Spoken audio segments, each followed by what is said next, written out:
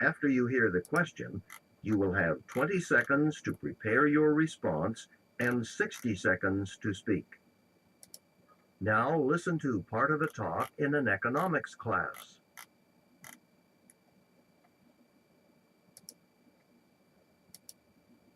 So let's talk about money. What is money?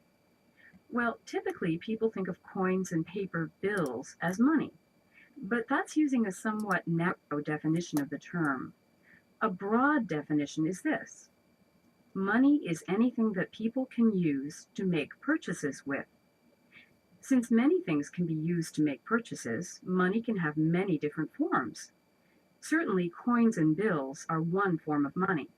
People exchange goods and services for coins or paper bills, and they use this money, these bills, to obtain other goods and services.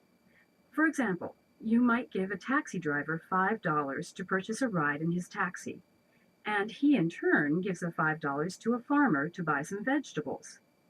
But as I said, coins and bills aren't the only form of money under this broad definition. Some societies make use of a barter system. Basically, in a barter system, people exchange goods and services directly for other goods and services. The taxi driver, for example, might give a ride to a farmer in exchange for some vegetables. Since the vegetables are used to pay for a service, by our broad definition, the vegetables are used in barter as a form of money. Now, as I mentioned, there's also a second, a narrower definition of money. In the United States, only coins and bills are legal tender, meaning that by law, a seller must accept them as payment. The taxi driver must accept coins or bills as payment for a taxi ride, okay? But in the US, the taxi driver is not required to accept vegetables in exchange for a ride. So a narrower definition of money might be whatever is legal tender in a society, whatever has to be accepted as payment.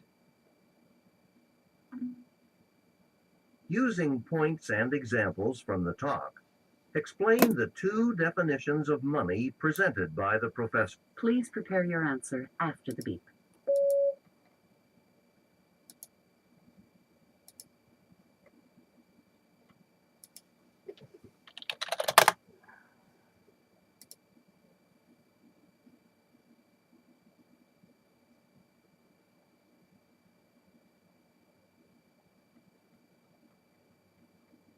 Please begin speaking after the beep.